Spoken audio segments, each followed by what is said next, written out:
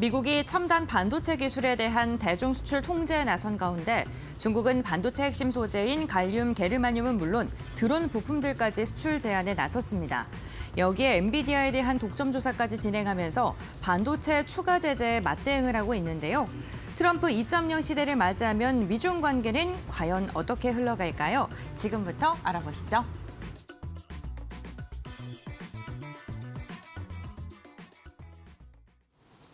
네, 이슈레다 지금부터 본격적으로 들어가도록 하겠습니다. 박정식 파트너, 곽유정 파트너 두 분 모시고 오늘도 말씀 들어보겠습니다. 자, 어서 오십시오. 네, 안녕하세요.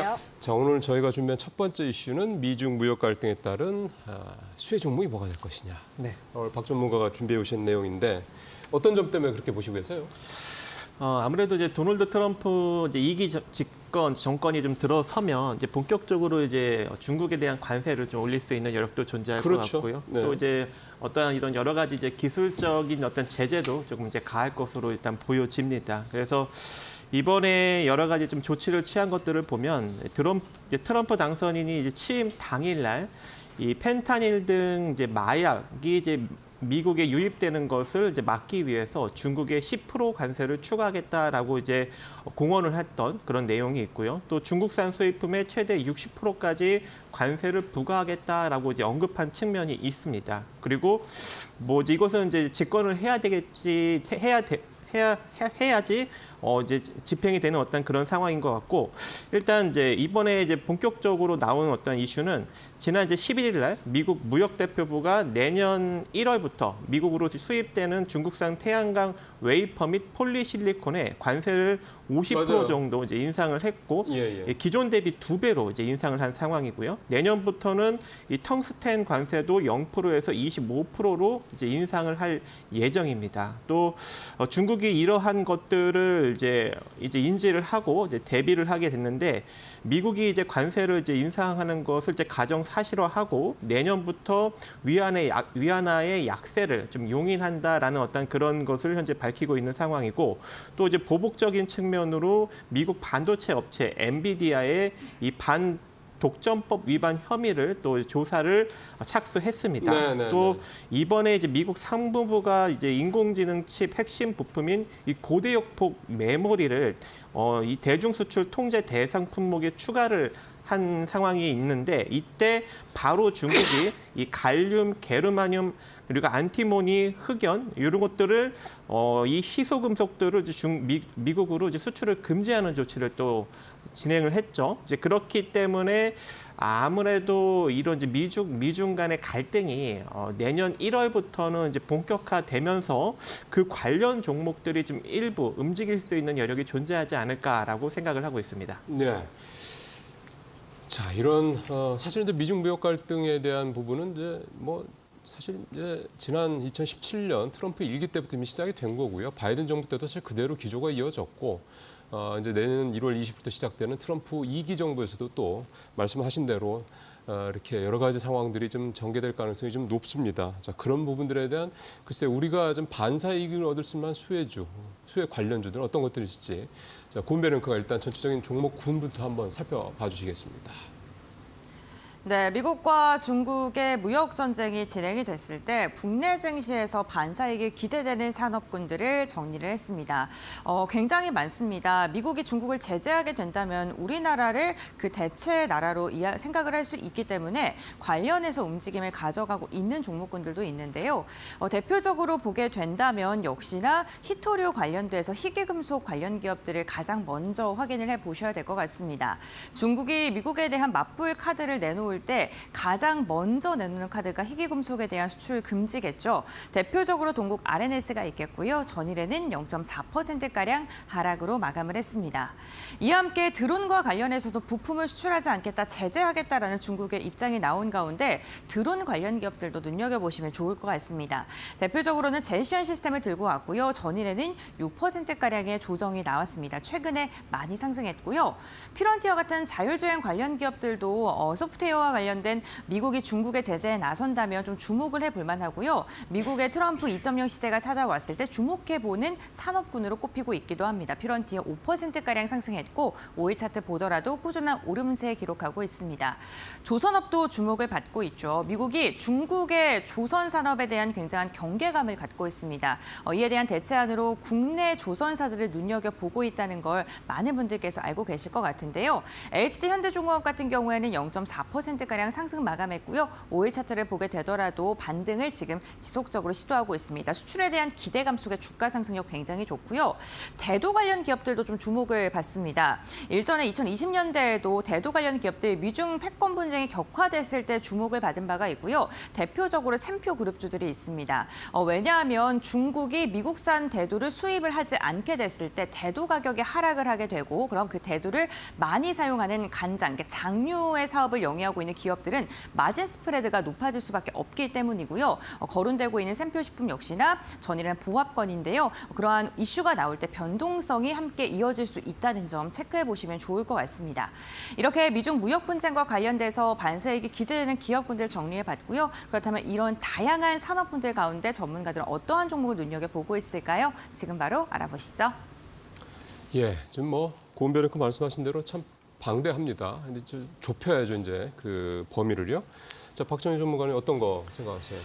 제가 좀 어거지로 좀 끼워 맞출 수도 있는 상황인데요. 네. 일단 뭐 조선도 될 수 있고, 뭐 희귀금속도 될 수 있고, 뭐 드론도 될 수 있고, 이제 아까 언급해주신 대로 다양한 섹터가 있겠지만, 저는 일단 유아 완구나 이런 의류 이런 것들에 좀 집중을 해봤는데.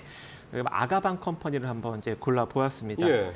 최근에 이런 이제 완구류가 거의 대다수가 이제 중국에서 생산이 돼서 이제 수입되는 형국이기 때문에 그렇죠. 만약에 이제 중국에 이런 이제 고율 관세를 부과하게 된다면 이 완구류 가격이 최대 56%까지 상승할 수 있다라는 어떤 그런 보고서가 현재 나온 상황이거든요. 그래서 이 완구류 제품에 대한 어떤 가격 상승력으로 인해서 미국 현지의 생산법인을 보유하고 있는 그런 기업들이 조금 이제 부각을 받을 수 있는 여력이 존재하지 않을까라고 해서 이제 아가방 컴퍼니를 골라 보았는데 아가방 컴퍼니 같은 경우에는 이제 유아 의류 그리고 유아 용품을 이제 제조를 하고 있습니다.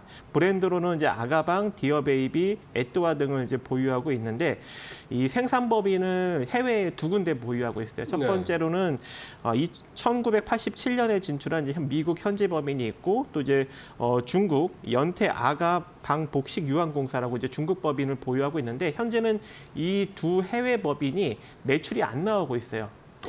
근데 만약에 이제 이 중국산 제품의 가격이 이제 올라가게 된다면 다시 또 가동을 할 수 있는 가능성이 존재하는데 지난 이제 미국 법인 같은 경우 지난 2021년까지 이런 이제 코스트코의 이 PB 상품으로 이 컬크랜드 브랜드로 ODM 방식으로 이제 납품을 지난 2021년까지 했었거든요. 예. 그래서 다시 한번 이제 이 코스트코에 납품을 할 수 있는 가능성이 존재하겠죠. 왜냐하면 이제 중국산 제품의 가격이 올라가게 된다면 그래서 일단은 이제 이런 이제 관세에 대한 어떤 그런 호재로 작용을 할 수 있을 것 같고 또 최근에 이런 이제 또 탄핵 정국이 지속적으로 좀 이루어지면서 또 내년도에는 또 이 대선 가도의 어떤 그런 흐름이 나타날 수 있고 또 누가 된다 하더라도 이런 이제 저출산 문제는 또 핵심 정책으로 다뤄질 수도 있는 그런 여력이 존재하기 때문에 아가방 컴퍼니가 좀 적합하지 않겠느냐 이렇게 이제 생각이 됩니다. 그래서 이미 좀 일정 부분 상승력이 나온 측면이 있기 때문에 여기서 좀 조정을 받으면 여러분들이 한 5,250원에서 5,050원 정도 수준까지 좀 분할로 모아가시는 전략이 좋을 것 같고요.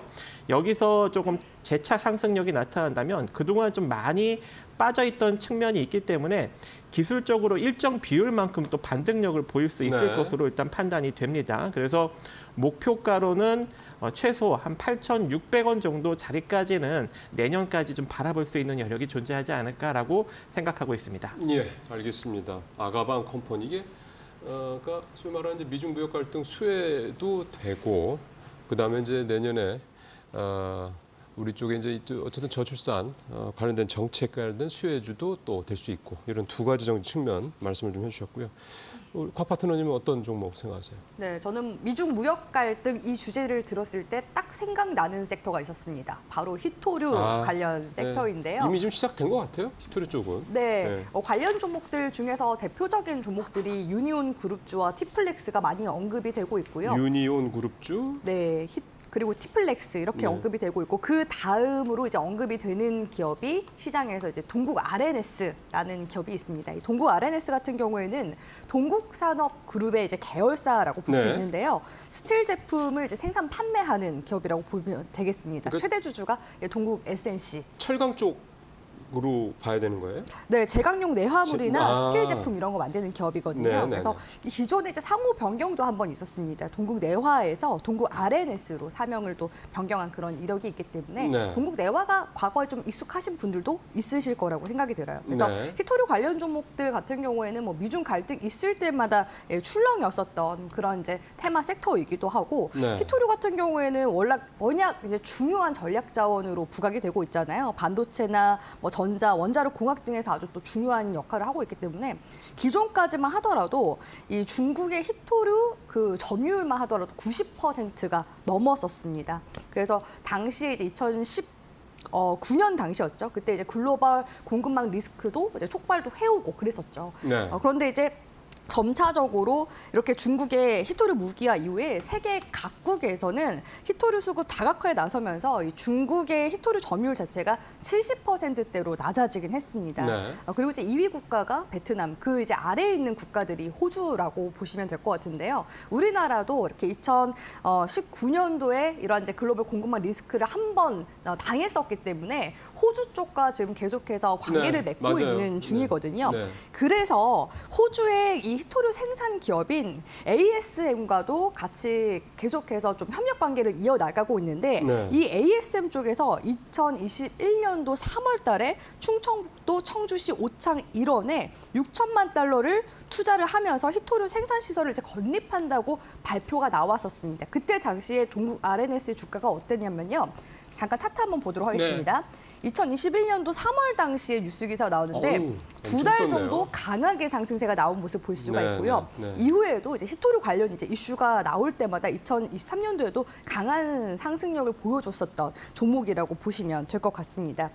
아무래도 이제 ASM 같은 경우에는 호주에서 히토류 광물을 채굴할 수 있는 대규모 광산을 또 운영을 하고 있기 때문에 굉장히 좀 중요한 기업이라고 볼 수 있을 것 같은데요. 이 동국 RNS 쪽에서 2020년도 11월에 이 ASM사와 손을 잡고 저탄소 고순도 금속 정제 공장 공동 개발 협약을 체결한 그런 이력이 있기 때문에 이렇게 시장에서도 한번 강하게 부각이 된 것으로 보실 수가 있을 것 같습니다. 그래서 이 ASM에서 만드는 그 충청북도에 있는 공장이 이제 건립이 다 되어지면은 해당 공장에서 이 ASM의 히토류 및 기타 금속 공급 원료를 사용해서 첨단 기술을 위한 특수 금속과 산화물을 이제 생산하게 될 텐데 거기에서 이제 동국 RNS가 같이 함께 손을 잡고서 생산을 해나갈 수 있다. 뭐 이런 이제 내용들이 나왔었기 네. 때문에 히토류 관련주로서는 어떻게 보면은 실체도 있는 그런 이제 기업이라고 볼 수가 있겠죠. 최근 같은 경우에는 주가가 횡보세를 지금 한 4개월 정도 보여주고 있는 그러게요. 중입니다. 그렇기 때문에 지금 시점에서 주가가 이제 반등이 나온다고 했을 때 기술적으로 봤을 때 지금 이제 월봉상 과거 이제 헤드앤숄더라고 봤을 때 3,300원 부근대까지 그러니까 2016년도에서 19년도 구간 요 매물대 구간이거든요. 요 정도 구간대까지는 반등세가 강하게 또 나올 수도 있고 계속해서 이 미중 갈등과 관련된 내용들은 트럼프 2.0 정권에서 내내 나와주게 될 이슈이기 때문에 또 한 번의 강력한 시세가 또 한 번쯤은 촉발되지 않을까라는 기대감 가져가 볼 수 있기 때문에 동국 RNS도 주목해 보시면 좋을 만한 종목이라고 보고 있습니다. 예.